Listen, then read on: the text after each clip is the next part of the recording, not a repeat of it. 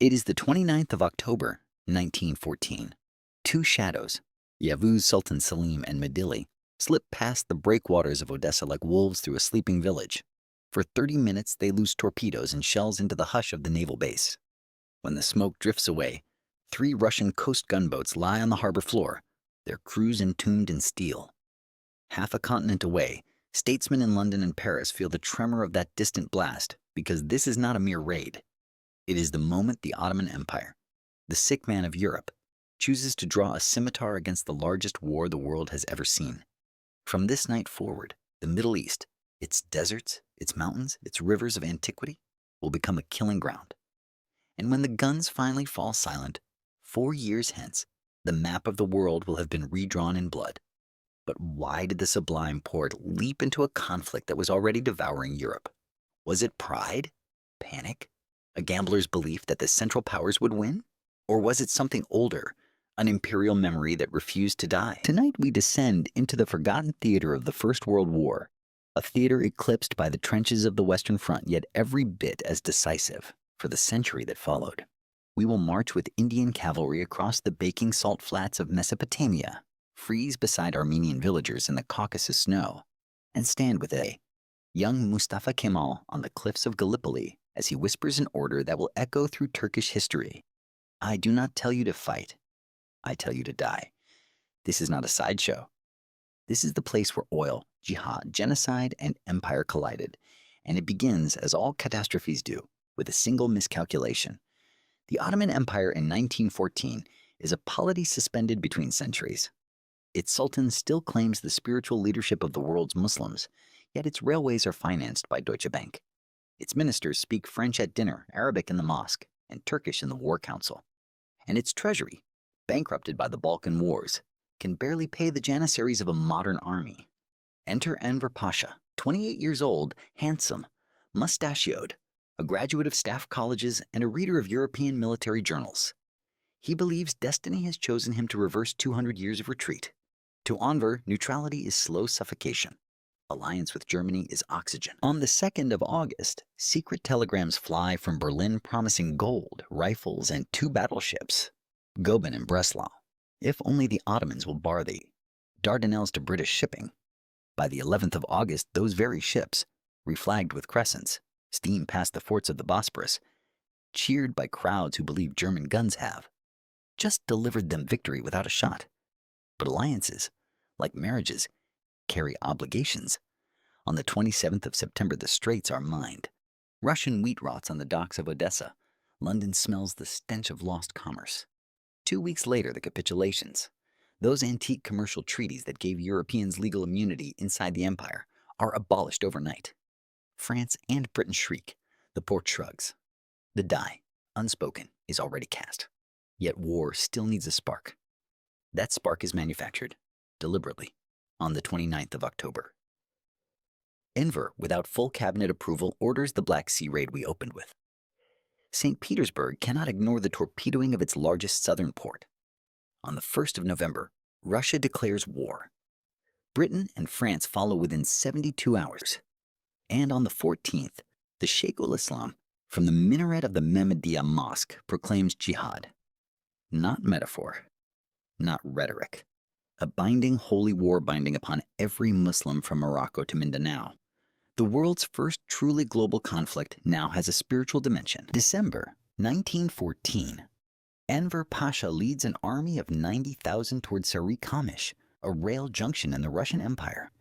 He dreams of a march all the way to Tiflis and Baku, of rallying the Turkic peoples of Central Asia. Instead, he walks into a meteorological ambush. Temperatures plunge to -30. The Ottomans have no winter uniforms. Their German-supplied rifles jam with ice. Russian General Yudench, cool, methodical, a student of Clausewitz, allows the Ottomans to penetrate 100 kilometers, then snaps the trap shut. For 3 days, the Third Army disintegrates. Of the 90,000 who cross the border, fewer than 20,000 stagger back. Enver himself escapes on a peasant's sled, blanket pulled over his head. He will never again lead troops in person, but defeat demands a scapegoat. Enver finds one in the empire's Christian Armenians, accused of collaborating with the Russian enemy. On the 19th of April, 1915, 24 hours before Allied boots hit the beaches of Gallipoli, hundreds of Armenian intellectuals are arrested in Constantinople, deported east, and murdered. What follows is not spontaneous reprisal, but state-orchestrated annihilation. Men are conscripted into labor battalions, worked until they drop, shot. Women and children are herded south toward the Syrian desert. Their caravans are waylaid by paramilitaries, rivers run red. By 1917, between 500,000 and 1 million Armenians are dead. Another 200,000 survive by forced conversion to Islam. The word for this crime will not be coined for another 3 decades: genocide. While Anatolia convulses, Britain lunges for the Ottoman underbelly. On the 6th of November, 1914, Indian Expeditionary Force delands at Fao on the Shad al-Arab waterway. Their objective: secure the Anglo-Persian Oil Company's refinery at Abadan, oil being the lifeblood of the Royal Navy's new dreadnoughts. Within a fortnight, they occupy Basra, ancient port of Sinbad the Sailor, now a 20th century strategic prize. Emboldened, they push upriver past palm groves and mud brick villages toward Kut al-Amara. General Townshend, charming, theatrical, a veteran of colonial skirmishes, believes cavalry dash can substitute for logistics. He is wrong. At Ctesiphon, 25 miles south of Baghdad, his 16,000 men face an Ottoman force under the veteran Nur-ud-Din. The battle is inconclusive, but casualties are heavy. Retreat to Kut is ordered. There, from December 1915 to April 1916, the British endure a siege of 147 days. Starvation reduces garrison rations to a handful of dates. Horses are eaten, then donkeys, then dogs. 3 relief expeditions fail, hamstrung by flooded riverbanks and cholera. On the 29th of April, Townshend capitulates. 13,000 British and Indian troops march into captivity. 4,000 will never see home again, perishing on forced marches across Anatolia. It is the greatest surrender of British arms between Yorktown in 1781 and Singapore in 1942. Yet even as Mesopotamia bleeds, another British scheme, more audacious, more cinematic, unfolds 500 miles west. January 1915. An Ottoman strike force under Jamal Pasha crosses the Sinai, 400 kilometers of waterless sand, guided by German engineers and Bedouin scouts. Their target, the Suez Canal, Britain's imperial jugular. Tens of thousands of Indian Muslim troops defend the waterway. For the first time in 4 centuries, the call to jihad meets the call to empire in direct combat. The attack fails, drowned in machine gun fire and Royal Navy shell fire, but the psychological shockwave reverberates to London. If the canal can be threatened, the entire British position in the east is unhinged. Winston Churchill, First Lord of the Admiralty, argues for a knockout blow elsewhere. Force the Dardanelles, seize Constantinople, knock the Ottomans out of the war. The cabinet, desperate for a cheap victory, approves. Naval bombardment begins in February. By March, mines and mobile howitzers sink 3 Allied battleships, Bouvet, Ocean, Irresistible, within an hour. 300 steel coffins slide beneath the gray waters. Churchill's plan mutates, send in the infantry. And so, on the 25th of April, 1915, the largest amphibious landing in history, until Normandy, 1944, begins. At Anzac Cove, the first 200 men to leave the boats suffer 80% casualties. A private writes home, "The sea behind us was red as wine, and the beach was the anvil of hell. But the Ottomans, too, are shaken. 1 regiment breaks. At that hinge of fate steps Mustafa Kemal, commander of the 19th Division. He countermarches his men through the night to occupy the ridge later known as Anzac Heights. When a straggler warns him the enemy is advancing, he replies, 'Men, I am not ordering you to attack.' They obey. Gallipoli becomes a siege of flies, dysentery, and sniper duels. Summer brings thirst. Winter brings frostbite. In August, a new landing at Suvla Bay tries to break the deadlock. It merely widens the graveyard. By December, with Bulgaria in the war and German heavy guns on the peninsula, evacuation is the only sane option. Between the 8th and the 20th, 83,000 men, 11,000 animals, and 300 guns are spirited away without a single casualty. It is the most successful withdrawal in military history, an irony of impeccable bitterness. While the trenches of Gallipoli ossify, the war's most romantic subplot ignites in the Hejaz. June 1916. Sharif Hussein of Mecca, guardian of Islam's holiest shrines, fires a rifle into the air. The Arab revolt begins. British gold rifles and a young archaeologist named T.E. Lawrence flow into the Red Sea ports. Lawrence, fluent in Arabic, fond of medieval crusader lore, leads raids on the Hijaz Railway, dynamiting bridges, turning the Ottoman supply line into a necklace of broken teeth. Yet for all its color, the revolt is geographically limited. Most Syrian, Iraqi, and Palestinian Arabs remain under Ottoman arms.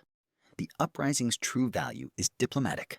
It gives Britain a local ally to counter French claims to Syria. By the spring of 1917, the tide has turned. In Mesopotamia, General Stanley Maude, methodical, austere, a believer in sanitation as much as firepower, retakes Kut, then advances upriver. On the 11th of March, he enters Baghdad, city of the caliphs, proclaiming, "Our armies do not come as conquerors, but as liberators." Within a year, Maude is dead of cholera, but his offensive rolls on. In Palestine, 2 failed assaults on Gaza have cost General Archibald Murray his command. His replacement, Edmund Allenby, is a cavalryman who once charged with Kitchener at Omdurman. He requisitions water pumps, railway stock, even camels from Egypt. On the 31st of October, 1917, a creeping barrage of 300 guns, supported by Mark V tanks and 10,000 gas shells, pulverizes the Ottoman lines at Beersheba. Australian light horse, bayonets drawn, gallop through the dust and seize the wells. Water, not blood, becomes the battle's currency. Gaza falls. Jerusalem surrenders on the 9th of December. Allenby dismounts at the Jaffa Gate and enters on foot, a gesture of humility calculated for every newspaper camera. Churchill bells across Britain ring. A cartoon captions the scene. The Last Crusade. No one asks what crusade means to the Arab inhabitants now under a Christian general's proclamation of martial law. Yet even victories carry shadows. The Ottoman Empire, battered but unbroken, clings to the fortress city of Aleppo. Its armies, though exhausted, still number 200,000. More importantly, Russia has collapsed. The Bolsheviks published the Sykes-Picot Agreement, embarrassing London and Paris, then signed the Treaty of Brest-Litovsk, surrendering all Russian claims to Anatolia. For the first time since Sari Kamish, the Caucasus lies open. Enver Pasha, still Minister of War, sees a second chance. He dreams of a pan-Turkic empire stretching to Central Asia. In the summer of 1918, Ottoman troops reoccupy Erzurum, Erzincan, Trabzon, then push into Georgia and Azerbaijan. They enter Baku on the 15th of September, just as British Dunster Force detachment lands from Persia. For a brief moment, the crescent and star flies over the Caspian. It is the empire's last victory. While the Ottomans surge east, Allenby prepares the war's most elegant maneuver. He has been reinforced by Indian cavalry, Arab irregulars, and even a Jewish battalion of the Royal Fusiliers. More crucially, he possesses secrecy. His staff camps in the orange groves of Jaffa, issuing orders by runner to avoid wireless interception. On the 19th of September, 1918, at 4:30 a.m., artillery opens along a front stretching from the coast to the Jordan Valley. By noon, British and Indian horsemen have punched a hole at the Battle of Megiddo. Yes, the biblical Armageddon. Aircraft bomb retreating columns. Armored cars race ahead, seizing bridges before demolition charges can be laid. In 48 hours, the Ottoman 8th and 7th armies cease to exist. 75,000 prisoners are taken. Roads are littered with abandoned rifles, prayer books, and photographs of wives. Damascus falls on the 1st of October, Aleppo on the 25th. An armistice is signed aboard HMS Agamemnon in Mudros Harbor, Lemnos, on the 30th of October, 1918. 500 years of Ottoman rule over the Arabs ends not with a siege, but with a signature on a battleship deck. Yet the cost is apocalyptic. Across the Ottoman lands, famine follows the armies like carrion. Locusts devour harvests. Requisition trains take the rest. Inflation turns a loaf of bread into a wheelbarrow of paper. Spanish influenza sweeps the refugee trails, killing even those who dodged bullets. Best estimates place civilian dead, Armenian, Arab, Greek, Kurdish, Turk, at over 7 million. Entire provinces lose a third of their population. The word genocide is retrospective. The reality is immediate. War orphans crowd the streets of Beirut, Aleppo, Smyrna. Some will grow up to become the founders of modern nations. Others will simply disappear into the fog of statistics.